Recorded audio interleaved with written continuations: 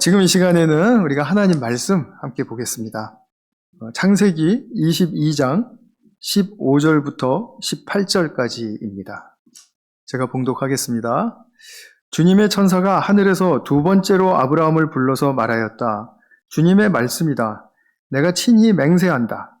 내가 이렇게 너의 아들까지 너의 외아들까지 아끼지 않았으니 내가 반드시 너에게 큰 복을 주며 너의 자손이 크게 불어나서 하늘의 별처럼 바닷가의 모래처럼 많아지게 하겠다. 너의 자손은 원수의 성을 차지할 것이다. 내가 나에게 복종하였으니 세상 모든 민족이 네 자손의 덕을 입어서 복을 받게 될 것이다. 아멘. 지금은 말씀을 위해서 잠깐 기도하는 시간을 갖겠습니다. 사랑하는 아버지 하나님, 우리 모두가 주님의 말씀이 과연 어떠한 것인가를 깨닫고 그리고 주님의 말씀을 따르는 복된 삶이 날마다 더욱 충만하게 이어지기를 간절히 소망합니다. 오늘 주신 말씀 우리 모든 성도님들이 공유하고 그리고 이 말씀 속에서 나에게 주시는 각자의 메시지를 잘 새겨 듣고 그리고 주님께 의탁하는 그런 복된 삶으로 신뢰의 삶으로 나아갈 수 있도록 인도하여 주시옵소서. 이 시간 주님의 성령께 우리의 들을 수 있는 귀와 또 심령을 올려드리오며 우리 구주 예수님의 이름으로 기도하였습니다. 아멘. 네, 올해 우리 교회 표어가 아바드의 사람들인데 삶을 가꾸는 사람들이다. 이제 이렇게 한마디로 말씀드릴 수 있다고 했습니다. 삶을 가꾼다라는 말은 창세기 2장 15절에서 하나님께서 가장 먼저 지으신 아담, 첫사람에게 주신 그 소명의 표현입니다. 삶을 가꾸게 하셨다. 이것은 하나님이 주신 인간의 본분이라는 그런 말씀이죠. 그래서 우리가 삶을 가꾸는 사람들이 어떠한 의미를 가지고 있는지 우리 지난 두 주일에 걸쳐서 말씀을 드렸죠. 가꾸고 지키는 삶, 그리고 또 예배하는 삶, 이런 것들이 우리 삶에서 잘 자리 잡고 그리고 그것이 이어지고 하는 그럼으로써 내 자신이 성장하는 그런 축복의 그 삶의 모습들을 우리가 살폈는데 오늘부터는 이 가꾸는 사람들, 아바디의 사람들의 삶에서 이런 외형적으로 드러나는 그런 어떤 모습이 아니라 오히려 그것을 잘 감당하기 위해서 우리의 내면이 어떻게 잘 정리가 되고 또 회복이 되고 또 성장해야 하는지 거기에 대해서 좀 말씀을 드리려고 합니다. 이것을 알기 위해서는 우리가 가장 먼저 항상 새기셔야 할 그런 분명한 진리의 사실이 있습니다. 그것은 무엇이냐면 하나님이 나를 지으실 때, 우리를 지으실 때, 또 모든 피조물을 지으실 때는 그 어떤 피조물에도 의미와 목적 없이 지으신 것은 없다라는 사실입니다. 그러니까 내가 보기에는 아무런 뜻이 없는 것 같아 보여도 그 안에는 분명히 하나님이 심어주신 의미가 있고 가치가 있어요. 또 목적이 있습니다. 그래서 그것을 우리가 다 알 수는 없죠. 그러나 내게 가까이 있는 것들로부터 묵상하고 관찰하고 그것을 마음에 두고 겸허히 주님께 또 여쭙고 하면서 그 뜻을 알아가는 것입니다. 그럴 때 우리는 그 찾은 의미들로 말미암아 내 삶이 남들이 보기엔 뭐 어떨지 몰라도 나의 내면은 아주 충만하게 유지할 수 있고 또 그것을 누릴 수 있다라는 그런 말씀이에요. 내적 충만. 조금 전에 우리 찬양하신 예수로 충만하다. 이게 바로 그런 의미가 되겠죠. 그래서 하나님께서는 인간에게 이러한 그 의미를 찾고 누리는 그 진실한 아바디의 삶을 살아갈 수 있도록 우리 내면에 주시는 그런 어떤 요구하시는 내적 자질이 있습니다. 우리의 내적인 자질이 있는데 그것은 제가 결론부터 말씀을 드리면 창조주 하나님에 대한 신뢰입니다. 이것을 우리가 잘 한번 새겨서 오늘 같이 곱씹고 그리고 묵상하는 그런 시간이 될 수 있기를 바랍니다. 에덴에서 아담이 하나님이 먹지 말라고 하는 열매를 먹었죠.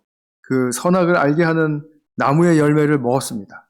그가 그 열매를 먹은 사건이 의미하는 것은 무엇이냐면, 이제는 하나님의 말씀 감사하고 또 좋은 말씀인 건 알겠지만 나는 나의 뜻과 나의 방식으로 버티고 그리고 나의 삶을 일구어 보겠습니다. 라는 그런 행동적인 선언이기도 해요. 그냥 하나님의 말씀 참고하겠습니다 정도는 하나님을 신뢰하는 사람의 자세가 아닙니다. 그래서 아담이 이것 때문에 이제 하나님과의 관계에 이제 문제가 생기기 시작한 겁니다. 그거는 하나님이 어떻게 해서 문제가 생긴 게 아니라 아담이 자초한 일이었습니다. 나는 하나님을 신뢰는 하는데요. 그 신뢰가 그냥 내 뜻대로의 신뢰죠. 온전한 신뢰는 아니었어요. 그러니까 나는 내 뜻이 더 중요해요. 내 감정이 더 중요하고 나의 계획이 더 중요하고 나의 목표가 더 중요해요. 그러니까 하나님 말씀 제가 때로는 듣겠습니다. 그러나 전적으로 듣지는 않습니다. 내가 생각하고 해야 할 일이 있으니까요. 이런 뜻이거든요. 근데 아담이 이렇게 해서 하나님과 문제가 생겼다라는 것을 즉시 깨닫고 그리고 많은 이제 그 부작용들이 일어난 후였지만 그러나 다시 찾아오신 하나님을 받아들이고 그리고 하나님과 함께 회복의 길을 갔습니다. 그럼에도 불구하고 자기 뜻대로 사는 것에 매력을 느끼고 그 선택했던 그 경험은 아담뿐만 아니라 아담 이후에 모든 사람을 잡아 끄는 그물이 되어버렸습니다. 이런 거 있지 않습니까? 이게 펜스가 있는데 구멍이 나 있고 이 구멍을 들여다보지 마시오 하면은 이제 다 안 들여다보면 그냥 다 지나가요. 그때 어떤 한 사람이 딱 그것을 들여다봐요. 근데 그 들여다보는 눈이 굉장히 호기심 어리고 재밌어 보이거든요. 그러니까 그 보는 그 사람들은 또 그것을 따라해요. 그래서 또 다 같이 아무것도 없어도 하여튼 들여다봐요. 그렇게 한 사람의 그런 어떤 섣부른 어떤 행동이 다른 사람들에게는 아주 재미있고 매력 있는 것으로 다가올 수 있다는 그런 말씀입니다.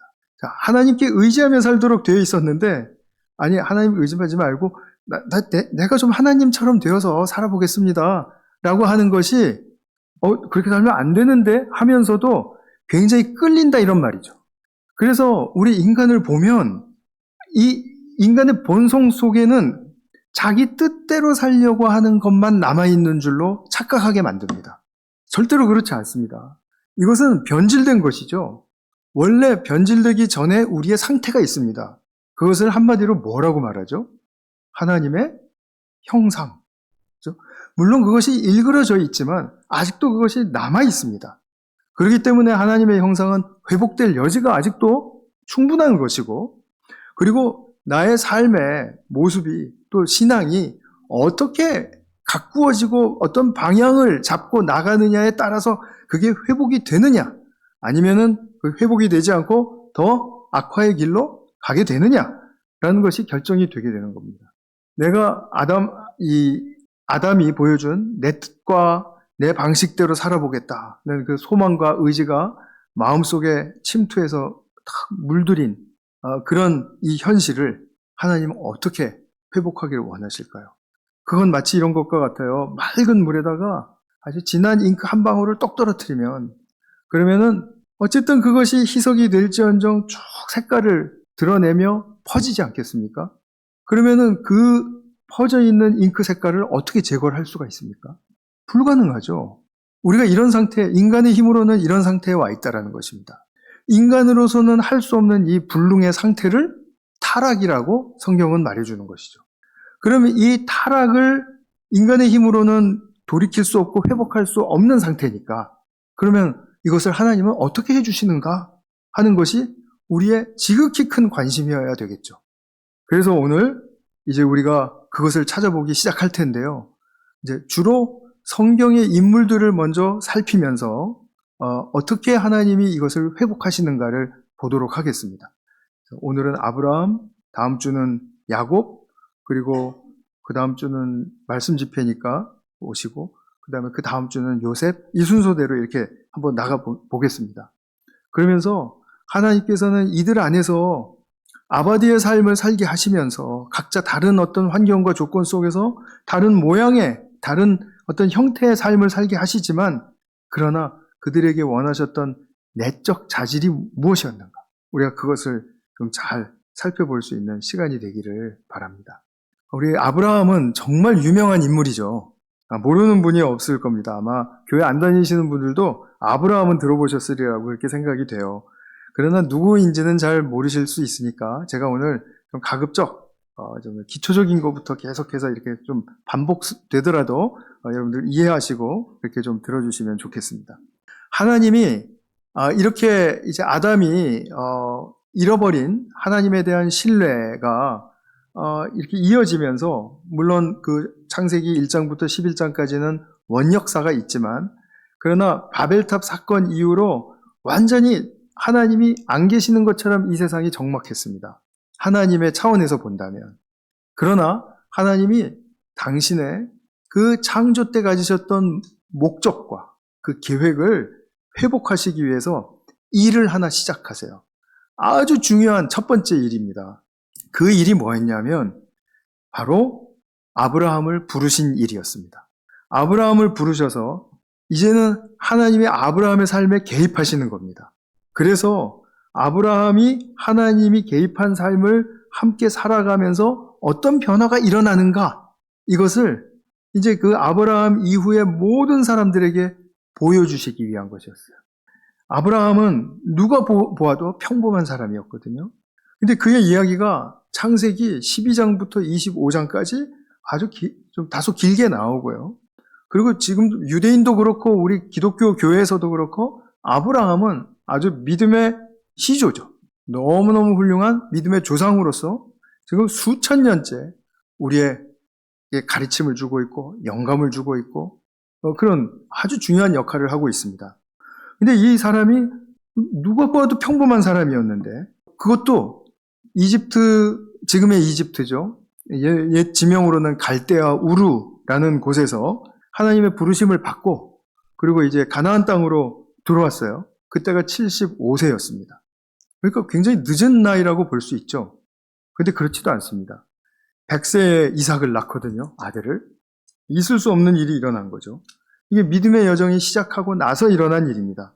그런 다음에 모리아산에서 그 아들을 드리는데 그때가 이제 이삭이 그래도 몸집이 제법 크고 장성했을 나이다. 말귀도 알아듣고 아버지와 대화가 통할 정도의 그런 나이다라고 본다면 유대인의 그런 어떤 시각에서 한 10살 또는 15살 이 정도는 좋게 되었을 거다라고 이렇게 보는 게 맞는 것 같아요.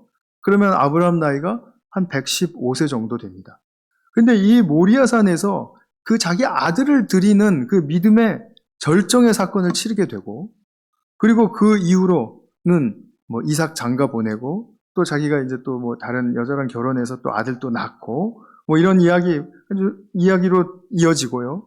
그 다음에 아브라함이 175세에 죽어요. 그러니까 우리식으로 말하면 예수 믿기 전에 75년, 예수님 믿고 나서 100년을 산 사람인 겁니다. 그러니까 75세에 부르심 받았다 그러면은 어느 정도 될까요? 175 곱하기 7분의 3 해보십시오. 그럼 몇 살 정도 됩니까? 한 30대 후반 정도 될까요? 그 정도 됩니다. 그렇게 보면은 뭐 그렇게 후반기도 아닙니다, 사실. 어쨌든 하나님이 이 아브라함을 부르신 이유는 그냥 부르신 것이 아니라 아담이 잃어버린 것을 어떻게 이 사람 안에서 회복시키는가를 보여주시고 모든 사람들이 이러한 믿음의 본을 따르는 것이 옳다. 이것이 바로 내가 사람을 지은 목적을 이루는 길을 제대로 걷는 것이다. 이것을 보여주고 싶어서였었어요. 그러니까 아담이 중요한 것을 이루는데 뭐라고 했죠? 하나님에 대한 신뢰라고 했죠. 하나님에 대한 신뢰를 이제 아브라함 안에서 회복시켜 주시고 싶은 것입니다. 자, 선악 나무의 열매를 먹지 말아라. 먹으면 죽는다. 창세기 2장 17절의 말씀, 그 말씀은 그것을 먹으면 육체적으로 죽는다라는 말씀이 아니고 하나님과 아담의 관계가 끊어진다. 또 다른 말로 하면 뭐 서먹해진다. 뭐 있는 듯 없는 듯 해진다. 뭐 이런 뜻이에요. 그러니까 이것은 영적 죽음을 이야기하는 것입니다. 그래서 이 영적 죽음이라는 것은 하나님과의 관계가 끊어지는 것을 의미하거든요. 창조 후에 하나님이 보시기에 정말 심히 좋았던 최애였던 그 아담이 하나님과 끊어지는 것을 누가 가장 슬퍼했을까요? 하나님이시죠. 하나님이 정말 슬퍼하셨고 정말 바라시지 않는 일이었습니다. 하나님은 아담과 어떤 관계를 원하셨냐 하면 사랑을 기초로 하는 신뢰 관계를 원하셨습니다. 그래서 사랑하셨기 때문에 그에게 자유의지를 주셨어요. 그래서 무엇이든 선택할 수 있게 해주셨습니다. 이 선택이라는 것은 인격적인 아주 최고의 선물입니다. 네가 선택해. 이것은 제가 선택해도 될까요? 이런 어떤 황송한 마음도 들고 영광스러운 마음도 들지 않습니까? 그러니까 지금 선택이라는 그 최고의 선물을 주셨어요. 그러면서 하나님은 속으로는 이러셨죠. 네가 나를 선택할 수도 있고 안 할 수도 있어. 그런데 난 네가 날 진심으로 선택해 주기를 원해. 하나님 원하셨던 거 이거 아니었겠습니까? 그죠? 우리 자녀에게 원하는 게 뭡니까? 너 자랐으니까 네 맘대로 살다가 뭐 어떻게 되든지 이렇게 하지 않죠? 네가 언제든지 뭐 어렵거나 아니면 기쁘거나 하는 일이 있으면 나를 찾아와 줬으면 좋겠어. 나와 함께 해주는 시간이 있었으면 좋겠어. 이게 다 부모의 마음이고 우리가 이해할 수 있는 인지상정 아니겠어요? 하나님이 그러셨다라는 말씀이죠. 그런데 어떤 사람들은 하나님이 그렇게 사랑을 원하시면 그냥 사랑할 수밖에 없도록 만드시면 되지 않습니까? 전지전능하시다면서요 하고 말하는 사람들이랑은 말을 섞지 마세요. 아주 따지고 보면 하나님을 굉장히 하나님의 사랑 또 하나님의 인격을 참 사실 모독하는 말입니다. 왜냐하면 이래요. 사랑의 전제가 무엇입니까? 사랑이 성립할 수 있는 분명한 조건이 있습니다. 그것은 무엇입니까? 인격적인 관계입니다. 인격적인 관계란 상대가 서로 존중해주고 서로가 선택하는 것을 인정해주고 그리고 도와주고 배려해주고 그러다가 내 희생이 필요할 때가 오면 내가 기꺼이 희생까지도 해주는 그것을 선택하는 관계가 인격적인 관계예요. 나를 사랑할 수밖에 없도록 만들어버리겠다. 그렇게 조종한다라는 것은 이미 그것은 사랑이 아니죠. 사랑은 그런 게 아니니까요. 그러면 결국 하나님이 왜 사랑하는 것만 이렇게 해놓으시면 되지 않습니까? 이렇게 하는 말은 하나님이 인격적이지 않다라는 말씀이고 하나님이 그 원하시는 사랑의 그 정말 고귀함 그리고 최고의 그 가치를 아주 완전히 망가뜨리는 그 사랑을 어떤 사랑으로 만들어버리니까 변질시켜버리는 사랑으로 이해하고 있는 그런 하나님을 모독하는 말이 되어버리는 거죠. 그러니까 하나님은 왜 나를 하나님만 찬양하게 하지 않으시고 왜 나는 이것저것 기웃거리게 하시고 그래서 나를 또 유혹에 빠져들게 하시고 이렇게 하실까 하는 것은 그냥 인생에 한 번 정도 해보는 걸로 충분합니다. 더 이상 그런 생각 하실 필요도 없어요. 그거는 구차해요. 인간의 인간됨을 손상시켜요. 인간의 이 자긍심과 이 자부심을 땅에 떨어뜨려요. 그게 속상한 겁니다. 그게. 우리가 그런 부분을 좀 시원하게 볼 수 있었으면 좋겠어요. 그래서 하나님은 아담이 그 열매를 멀리 함으로써 나의 인생, 아담의 인생은 하나님이 허락하신 그 외의 모든 방법으로 훨씬 더 행복해지고 훨씬 더 축복이 넘치는 삶이 될 것이다라는 것을 보여주기를 원하셨다라는 거예요. 근데 아담이 열매를 먹은 사건은 날로 깊어져야 할 사랑과 신뢰의 관계에 금이 가게 한 거죠. 한번 금이 가고 나니까 그 후에 내면의 후폭풍이 막 감당 못할 정도로 밀어닥칩니다.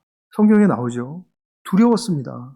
그리고 수치스러웠습니다. 그래서 피했고 그리고 핑계를 댔습니다. 이게 그냥 성경에 나온 그대로의 말씀이에요. 그러면 그것만 있었을까요? 아니죠. 분명히 후회도 있었을 거고 이런 상황이 다 싫은 그런 혐오감도 있었을 거고 그리고 이게 끝인가? 하는 그런 절망도 있었을 거고 난 안 되는구나 하는 무력감 그리고 불안하고요. 그것 때문에. 그러니 이런 부정적인 감정과 생각들이 나의 내적인 건강을 얼마나 해치는 것입니까? 나의 정신적인 이 상태를 얼마나 정말 바닥에 내다 꽂는 것입니까?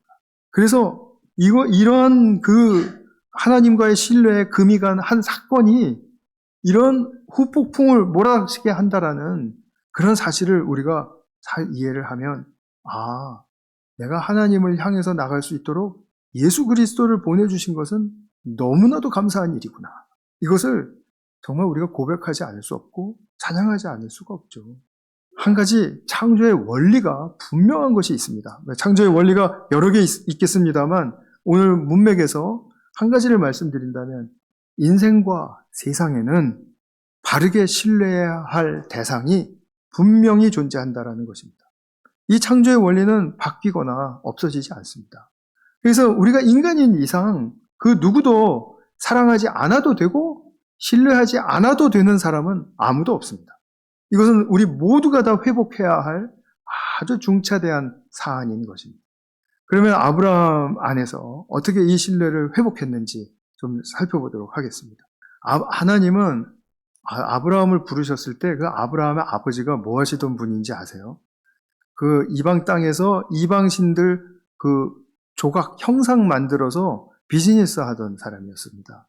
근데 그 집안의 아들 아브라함을 이제 그 가족들과 함께 불러내신 거예요. 아브라함이 그 집안에서 좀 영향력이 있긴 했나 봐요. 왜 그런지 모르겠습니다만. 그러니까 아브라함이 하나님의 음성을 듣고 부르심을 입고 그리고 하나님이 후회하시지 않는 그 부르심의 자리로 옮겨가게 된 겁니다. 가나안 땅이었죠. 이 사람이 75세 이후에 정말 그 인생의 신앙의 여정을 걸으면서 가장 값진 인생의 가치를 회복했습니다. 하나님에 대한 신뢰를 회복했던 것입니다. 하나님을 알지도 못했던 사람인데 하나님이 함께 하시며 하나님이 그것을 회복시켜 주셨어요. 그리고서는 오늘 본문의 말씀 앞서서 또 이런 말씀이 있었죠. 내가 외아들까지도 나에게 아끼지 아니하니 내가 하나님 두려워하는 줄, 여기는 경외하는 게라는 말이 더 훨씬 더 포괄적이고 맞습니다. 사랑하고 그리고 말씀 듣기에 참 이렇게 조금 그 거룩한 그 긴장이 있고 한 그런 상태를 경외한다라고 얘기하는데 이것을 그냥 두려워한다라고 얘기하니까 요즘 우리가 얘기하는 두려움과 이렇게 믹스될 가능성이 있어요. 근데 우리가 얘기하는 그런 두려움의 수준은 아닙니다. 경외하는 줄을 내가 알았다. 이렇게 말씀하셨던 거죠. 네가 나를 이토록 신뢰하니까 내가 너무나 기쁘다. 이런 뜻이에요. 그러니까 앞으로도 내가 너와 함께 하면서 이제 진정한 복의 근원이 되도록 너에게 한 모든 약속을 내가 이루어 줄 거야. 하고 이제는 맹세까지 하시게 된 겁니다. 맹세. 하나님의 약속은 조건부라서 그 상대인 우리가 안 듣고 막 이렇게 모른 척하고 아니면은 하여튼 그렇게 하면 그러면은 그 약속은 안 이루어질 수 있어요. 그런데 하나님이 맹세하시잖아요. 그거는 그 사람이 나중에 어떤 그 시쳇말로 깽판을 쳐도 하나님이 이루어내세요. 그렇게 맹세를 받은 사람이 성경에 보면 꽤 있습니다. 아브라함이 그 중에 한 사람이고 또 다윗도 그 중에 한 사람이고 그렇습니다. 그러니까 그런데 이렇게 하나님이 맹세할 정도의 수준이 되면 그 다음에는 자기 삶을 막 살라 그래도 안 사는 거예요. 왜 그렇게 살겠습니까? 그것이 얼마나 손해인 줄 아는데. 그러니까 하나님은 이 맹세할 대상을 끝까지 잘 지켜보세요. 그리고 그 시험에서 그 시험의 정상을 딱 탈환한 사람, 그 사람에게 맹세하시는 이 정말 귀한 장면이 오늘 창세기 22장 모리아산에서 있었던 것입니다. 그러면 이렇게 하나님이 아브라함을 칭찬하신 것은 그가 지금까지 살아오면서 잘못한 게 없어서가 아닙니다. 다 아시다시피 믿음 없는 행동도 많이 했거든요. 그것이 다 우리가 겪는 그런 과정이기도 하죠. 12장에 보면은 가뭄이 들었습니다. 그래서 이집트로 피난을 갔습니다. 먹을 걸 구하려고. 근데 가서 보니까 이 사람들이 너무 세요. 그리고 자기 아내가 보니까 너무 예뻐요. 그래서 그들이 자기 아내를 자기 아내라고 하면은 자기를 죽이고 아내를 빼앗아 갈까봐 누이라고 합시다. 누이. 이렇게 하면서 서로 또 협정을 맺어요. 아내랑. 또 아내가 또 예스 해줬어요. 정말 너그러운 아내죠. 이런 일이 또 일어납니다. 창세기 20장 가면 아비멜렉과 또 이런 일이 또 일어나거든요. 내 누이다, 누이. 그러면서 자기 생명 보존하려고. 그러니까 얼마나 정말 그 쪼잔한 남자의 모습입니까? 그리고 또 하나 있습니다. 16장에 가면은 이제 하나님이 아들 주시겠다고 했는데 계속 안 주시고 기다리기가 너무 힘드니까 너무 이제 막 맨날 우울해하고 그랬나 봐요. 그랬더니 사라가 차라리 내 종이랑 같이 동침해서 아들을 낳으라고, 낳으시라고 이렇게 했더니 부인의 뜻이라면 이러면서 또 이스마엘을 또 낳아요. 믿음 없어 보이는 행동을 정말 꽤 했습니다. 그런데 이런 믿음 없는 행동만 또 한 건 아니에요. 믿음과 용기의 모습을 보이기도 한 거예요. 조카 롯에게 양보해서 목초지를 선택할 수 있도록 이렇게 또 이렇게 배려해주고, 또 롯이 전쟁통에 이제 잡혀서 포로로 잡혀갔을 때 자기 사병 고작 318명 데리고 적진에 뛰어들어가서 완전히 적군을 완전히 다 그냥 몰살을 시켜버리는 일도 해요. 그때는 연합군이었거든요. 그 부족들의 연합군. 그랬는데 이 사람이 승리도 해요. 그리고 또 하나님께서 소돔과 고모라를 멸망시키겠다 이렇게 하시니까 또 중보자로 또 서요. 용감하게. 그래서 하나님 정말 말씀드리기 좀 황송하지만 의인이 10명이라도 없으면 그 성을 정말 망하게 하시겠습니까? 막 이렇게 구원해달라고 탄원도 하고요. 근데 아브라함이 이렇게 용기 있게 행동을 했던 것은 전부 다 자기 조카 롯과 관련이 있습니다. 그래서 이 롯을 붙여주신 것은 참 아브라함의 믿음을 자라게 하는 굉장한 또 하나님의 또 섭리였다. 이런 생각을 또 해볼 수가 있습니다. 그런데 무엇보다도 아브라함은 성경을 보면 하나님께 의롭다함을 받았다라는 그 축복의 말씀이 3번이나 나오는 사람입니다. 제가 3가지 다 말씀드려 볼게요. 간략하게. 창세기 15장 6절에 보시면 아들 안 주신다고 이제 투덜거릴 때였었어요. 그랬더니 하나님께서 내가 너에게 아들을 줄 거야. 그리고 너와 그 아들을 통해서 정말 수많은 후손을 내가 허락해 줄 거야. 그랬더니 아브라함이 그때 이제 정신이 들어서 하나님 말씀을 믿었습니다. 믿었더니 하나님께서 그래, 너는 의로운 자녀야 라고 의롭다함을 허락해 주셨어요. 의롭다고 여겨주셨어요. 그 믿은 것이. 당신이 하실 일에 대해서 믿어드리는 것을 보고 하나님은 그 사람을 의롭다고 하십니다. 자, 2번째는 이것입니다. 로마서 4장 22절에 보면 100세가 되어서 자녀를 낳을 수 없는 그런 불능의 상태이지 않습니까? 그럼에도 불구하고 하나님이 난 너에게 아들을 주겠다 하시니까 또 그거를 믿었어요. 아니 자녀를 생산하기에는 죽은 것 같은 몸입니다. 그런데 이 죽은 것 같은 몸에서 아들을 내신다고? 이때부터 아브라함은 부활신앙이 싹 텄던 것이죠. 죽었는데 생명이 나와요? 이거 이상한 일이잖아요. 근데 아브라함은 이때 하나님의 생명의 역사를 하면 우리의 육체적인 생명의 역사를 훨씬 뛰어넘는 그런 차원의 일을 하시는구나. 그것을 이제 뒤늦게 가서는 부활시켜주시는구나. 부활의 역사의 주인공이시구나. 이거를 알게 해주신 거예요. 그러니까 아브라함이 아들을 낳을 때 어떻게 했습니까? 사람들한테 나처럼 이렇게 재수가 좋으면은 아들을 늙어서도 낳을 수 있어. 이렇게 얘기했겠습니까? 전혀 아니죠. 죽은 것 같은 몸에서도 생명을 내게 하시는 하나님을 믿어. 이렇게 얘기했겠죠? 부활의 신앙이죠. 그래서 하나님이 이 믿음을 보시고 의롭다 하셨습니다. 또 3번째 의롭다함을 받는 그 말씀은 야고보서 2장 21절에 나와요. 자기 아들, 이제 그 더 뒤죠. 후에 자기 아들 이삭을 제단에 바치는 행함으로 의롭다함을 받았다 하고 야고보 사도는 그렇게 이야기를 해요. 의롭다함을 받은 것이 3번에 걸쳐서 나오는 사람은 아브라함밖에 없습니다. 오늘 읽으신 본문이 아들 이삭을 제물로 바쳐라 하니까 잠시 고민하다가 예, 그렇게 하겠습니다 하고 그대로 행하는 그런 장면이 이제 22장 앞서서 나옵니다.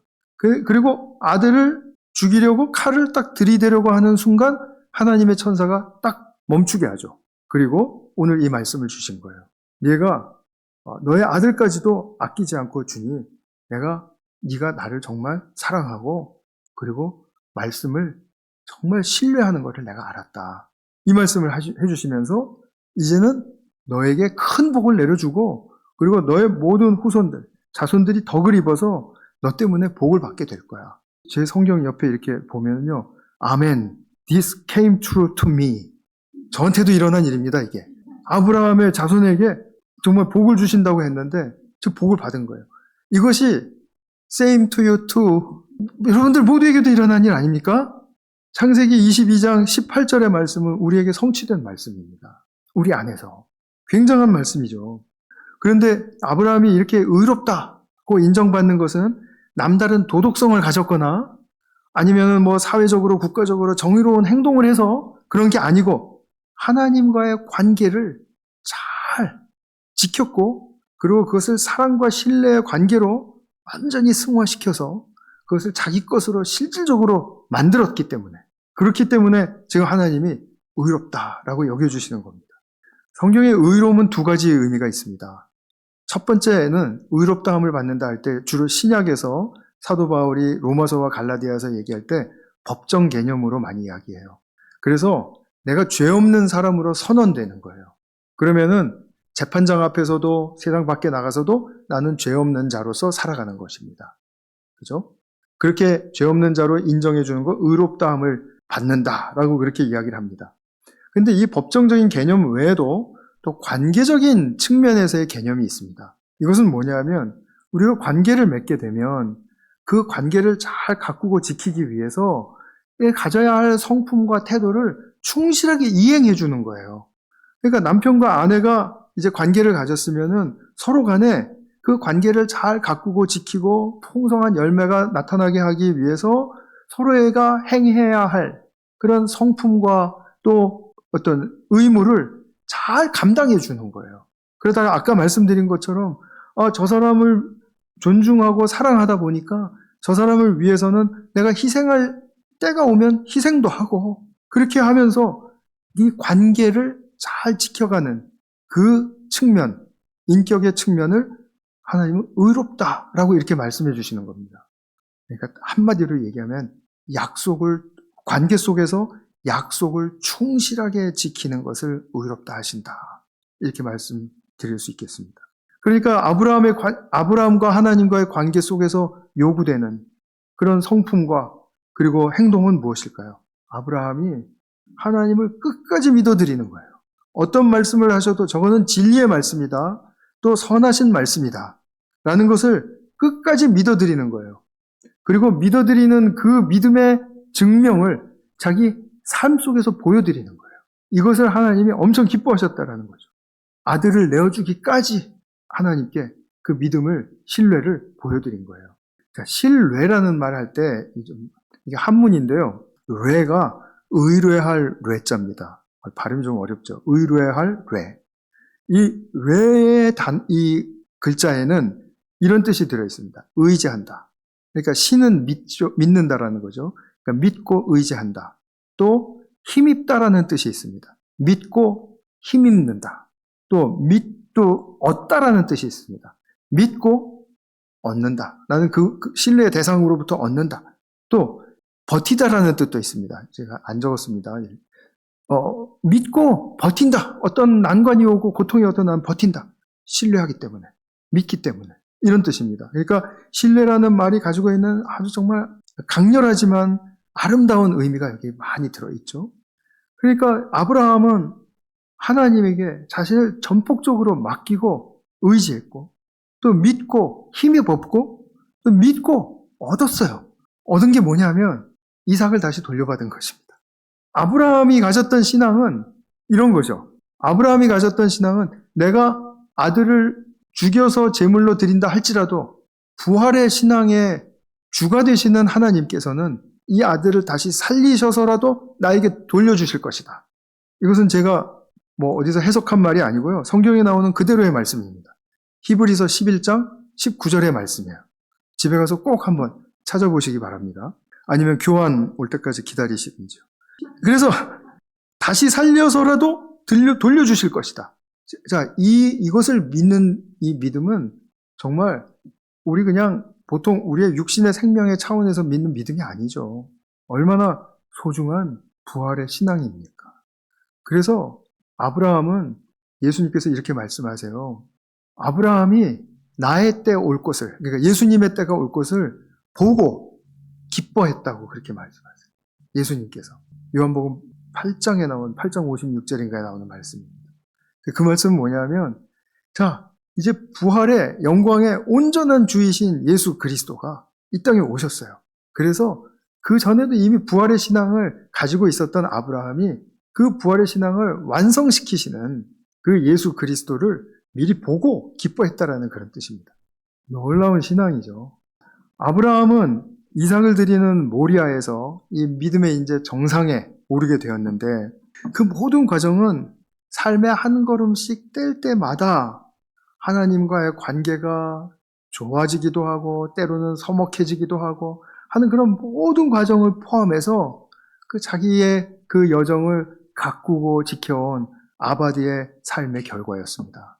다시 말하면 아바디의 삶은 그냥 내가 이렇게 외형적인 측면에서 가꾸고 지키고 또 내가 예배를 드리고 하는 그런 것으로 보여질 수 있죠. 너무나 필요한 것입니다. 그러나 그것만 요구되는 것이 아니라 우리 안에는 그러한 삶을 온전하게 열매 맺게 하기 위해서 내적인 자질이 필요하다. 그런데 오늘 아브라함의 이 이야기 속에서는 아담이 태초에 잃어버렸던 하나님에 대한 신뢰를 이렇게 회복할 수 있다. 이러한 방식과 이러한 과정을 통해서 인간이 하나님에 대한 신뢰를 회복한다라는 그 축복의 길을 우리에게 보여주신 겁니다. 아브라함을 통해서. 그러니까 아브라함이 우리에게 믿음의 조상이라는 그런 참으로 귀한 칭호가 붙은 사람이 된 것이죠. 앞으로 볼 성경 인물들이 자기 나름대로의 아바디의 삶을 살아내면서 또 그것을 꽃피우기 위해서 내적인 자질의 성취를 이룬 측면을 우리가 보시게 될 겁니다. 이런 부분에 초점을 맞추고 있으니까 여러분들이 또 그렇게 한번 묵상을 쭉 하시면서 우리 다음 주에는 야곱을 한번 생각해 보려고 하는데요. 야곱은 과연 정점이 어디였을까? 아브라함이 모리아산에서 믿음의 정점을 찍었다면 야곱은 어디였을까? 좀 성경을 아신다면은 짐작가는 부분이 있으시죠? 없으세요? 다음 주에 그럼 같이 또 보시도록 하면 됩니다. 네, 그렇게 해서 우리가 내적 자질의 성취를 이룬 측면을 하나씩 보겠습니다. 성도님들도 우리 삶 속에서 많은 굴곡 만나죠. 어려운 시험, 또 문제들 많이 만나고, 또, 이거 나의 힘으로는 버거운 일들도 참 많이 만납니다. 해결이 안 됩니다, 해결이. 그러나 그런 가운데서도 이런 하나님이 성경의 인물들을 통해서 회복시켜 주신 이런 내적인 자질들을 우리도 하나씩 도전받고 거기에 응하다 보면 그럼 우리도 충만한 아바디의 삶으로 나갈 수 있을 것을 믿어 의심치 않습니다. 그런 삶이 모두에게 이루어지시기를 축원합니다. 기도하겠습니다. 사랑하는 아버지 하나님, 아브라함의 여정을 통해서 정말 하나님께서는 태초 때 아담이 잃어버린 그 하나님에 대한 신뢰를 이렇게 회복시켜 주시는 것을 보고 참으로 저희들이 경이롭게 찬양을 하지 않을 수가 없다라는 그런 고백을 올려드립니다.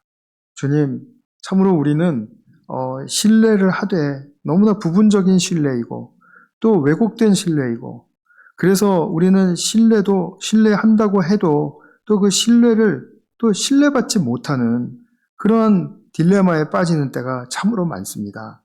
그러나 우리가 먼저 하나님과의 관계에서 내가 어떻게 하나님에 대한 신뢰를 회복할 수 있을 것인가? 아브라함으로부터 배우고 그리고 이것을 얼마의 시간이 걸리더라도 끝까지 인내하며 하나님을 믿고 따르는 그런 삶을 통해서 하나님을 신뢰하는 그런 축복이 회복될 수 있도록 도와주시고 이끌어 주시옵소서. 우리 모든 성도님들에게 그 축복이 임하기를 간절히 바라고 원하오며 우리 구주 예수님의 이름으로 기도하였습니다. 아멘.